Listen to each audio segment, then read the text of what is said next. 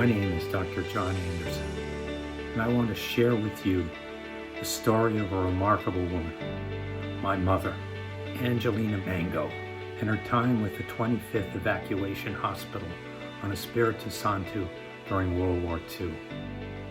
Santo, as it is commonly known, is in what was then the New Hebrides, now Vanuatu. Following her death in 2004, I found her military records and a diary she kept of every day she was a U.S. Army nurse. There are also over 350 photographs and hundreds of letters she and my dad wrote each other after they met and amazingly married on Espiritu Santo. So why did Angelina Margaret Mango, a 27-year-old woman from the little town of Upton, Massachusetts, join the Chicagoans of the 25th Evacuation Hospital some 8,500 miles away on Santo? Since women have never been drafted into the United States military, why go in harm's way to care for U.S. soldiers fighting the Japanese in the Solomon Islands, New Guinea, Guam, and Saipan? If you'd known her, you'd know she was tough. So tough that an Upton policeman once called out to me, "Aren't you Angelina Mango's son?" Then pulled up his trouser leg to show me a large scar. She did that to me, kicked me when we were in high school. "I'm surprised she didn't aim higher," I replied. She was also toughened by tragic losses. As a teenager, her 5-year-old brother pulled away from her, ran into the street, and was killed by a car. Later, another brother died of cancer in college, and soon her mother also died of cancer, which put her older sister in charge of the household, something Angelina hated. But despite her losses, she wanted adventure. She'd never traveled further than the 200 miles to New York City and New Jersey. So on August 7th, 1942, the same day as U.S. Marines landed on Guadalcanal, and 8 months after Pearl Harbor, she left home to train with the U.S. Army Nurse Corps. Of the 350,000 American women who volunteered for service in the armed forces, 59,000 were Army nurses, an amazing quarter of all U.S. nurses enlisted in World War II. On October 19, 1942, after a 7-day cross-country trip, she and the 20th Station Hospital left San Francisco for New Caledonia on board the USS Rochambeau. By chance, the 25th Evacuation Hospital was also on that ship, but bound for Espiritu Santo. According to her diary, it was an eventful voyage. On October 26th, she wrote, "We almost got hit twice during the night, so we were all set to jump with life belts on." And again on November 5th, she wrote, "What a scare, general quarters, danger ahead." Following her arrival in New Caledonia on November 11th, she had this to say: "They hadn't seen American women in a year." And a week later, on November 20th, she wrote, "Out with a Marine, David Wolf, oh for a decent man." In the immortal words of Eleanor Roosevelt, First Lady of the United States, whom Mom met when she visited the 25th Evacuation Hospital on a goodwill tour through the South Pacific, "The Marines I have seen have the cleanest bodies, the filthiest minds, the highest morale, and the lowest morals of any group of animals I have ever seen. Thank God for the United States Marine Corps." It was a time of war. January 20th, 1943, Mom wrote in her diary, "Worked until 9 because of all the casualties from the Solomon Islands. They were dirty and hungry.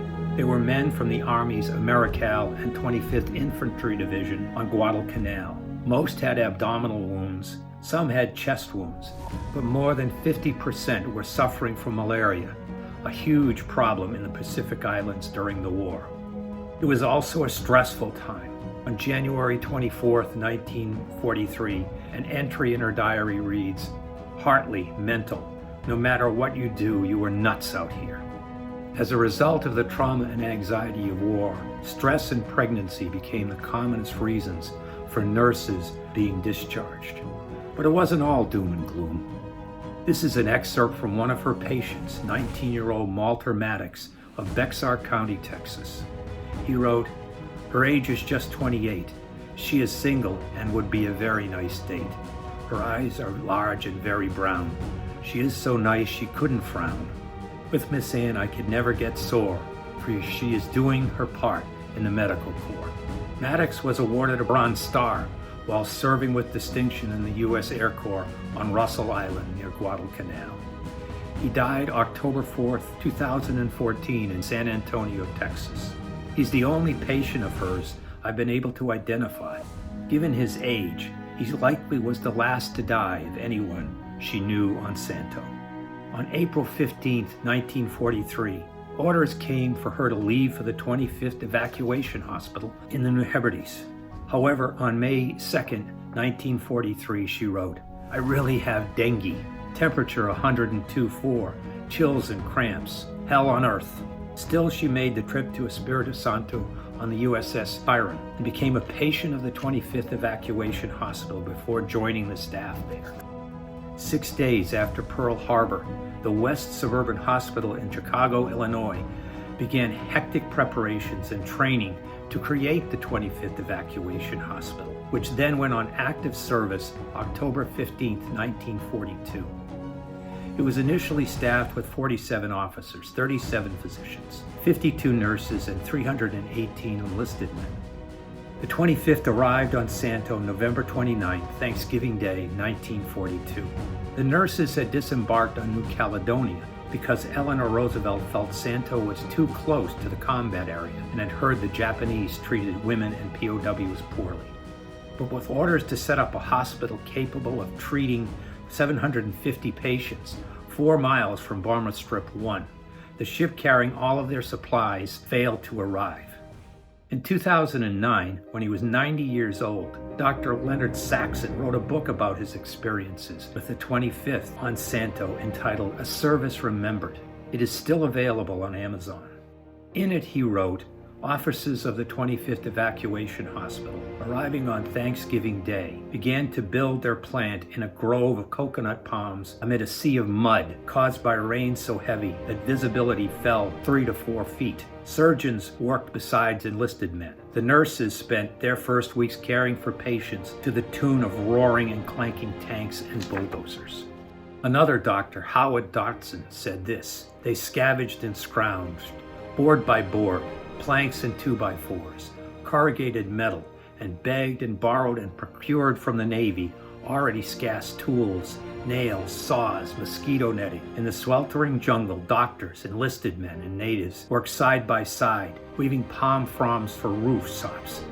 Quonset huts back to back served as the OR lab and X-ray.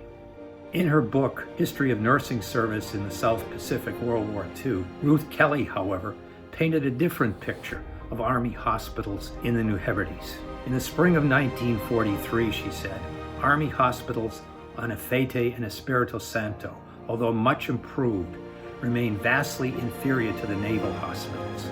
Soldiers did not fail to notice that the Navy possessed much medical equipment that had been eliminated from the Army hospital equipments list. The old adage that the Navy got the gravy seemed to hold true even for the sick and the wounded.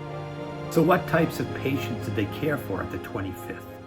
According to Dr. Saxon, March 15th, open surgery, general and orthopedic, shrapnel and bullet wounds, compound fractures, head and chest wounds had died before they got here. Field hospitals close to the front performed emergency surgery only. Unlike today, they used a lot of external plaster for the injuries. The Germans had developed intramedullary fixation, inserting a rod into the bone marrow cavity to keep the fragments together. But when American doctors saw it on repatriated American prisoners, they thought it was Nazi experimental atrocity rather than the breakthrough procedure it was. The 25th Evac also used plaster for non-fracture wounds. Diseases like malaria, dengue, jungle rot, and psychiatric problems, however, were the most common thing they treated. General Douglas MacArthur wrote, "This will be a long war if for every division I have facing the enemy, I must count on a 2nd division in hospital with malaria and a 3rd division convalescing from this debilitating disease." Dr. Nicholas Ferry kept records during a 6-week period at the 25th. More than 13,000 patients were admitted to the hospital, 500 plus cases of malaria, 222 cases of dengue. Bomb concussions accounted for more than half of his 1,500 cases. Apart from taking care of the patients, the doctors and nurses and other medical staff tried to make their most of their time on Santo. These photos from my mom's collection give you some idea of what they got into in their spare time, from swimming and playing basketball to social events in the officers' club. Mom also liked to save the poems written by her patients when they came through the 25th. But it wasn't always pleasant for the nurses. At times, things turned serious, and it wasn't the patients who were the issues. October 11th, at 12:30 a.m., some nurses were screaming because a sailor was in the latrine. They caught him. A convoy of 3 to go to latrine at nights now. November 5th, Mary Martin was attacked by a soldier while coming from the club to barracks near our chapel. Eyes black and bruises as well as scratches about the face, neck, and legs. But there were also good guys, wonderful guys. My mom met, fell in love with, and married the kindest I ever met on Santo, First Lieutenant Gustavus Andy Anderson Jr. of the 3,119th Signal Battalion. Mom and Dad were married on April 25, 1945 at the French Mission. The reception was held at the same place, the legendary Madame Gardel's Mission House, who was a friend of author James Michener, who wrote Tales of the South Pacific, the source of the Broadway play South Pacific, and Hollywood film of the same name. So what happened to the 25th after it left Santo? It went to Batangas, the Philippines, where they put up this sign, Bastards of Batangas. Funny enough, they had to take it down. Later, the 25th was set up in an abandoned department store in Sasebo, Japan, near Nagasaki. They were then sent home on December 1st, 1945. On December 5th, 1951, the Secretary of the Army awarded the 25th the Meritorious Unit Commendation. Reconstituted for the Korean War, it disappeared forever in 1953. In September of 1989, the U.S. Senate officially recognized its efforts on Santo. So what became of the nurses seen in the photographs? Lucille Wilson married Dr. Saxon. She died in 1983. Loretta Carmody married Nick Ferry. She died in 1974 and he died in 1975. Her daughter, Kathleen Verta, tells me she also kept a diary. Alice Hafey married Paul Jason and died in 2000. Blanche Sherman Chauvin died in 1986.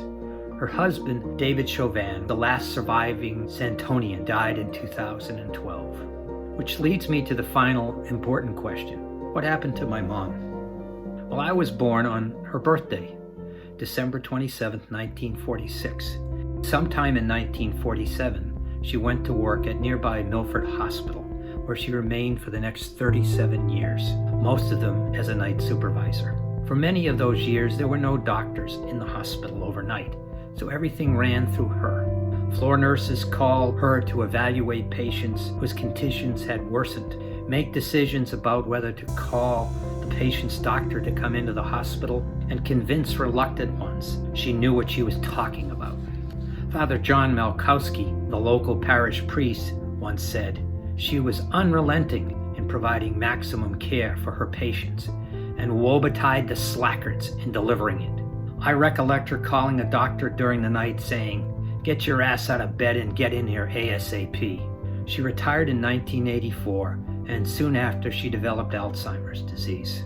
She spent the last 10 years of her life in a nursing home, where she ordered nursing assistants who sat down to get up and get to work, followed the medical team on rounds, and to the delight of the staff, cursed and kicked the dentist who was rough with her and other patients. And it wouldn't be my mom without the GI vernacular she maintained from her time in the Army. When her adult diaper slipped down while standing in the middle of the hall, she calmly explained, "My ass just fell off."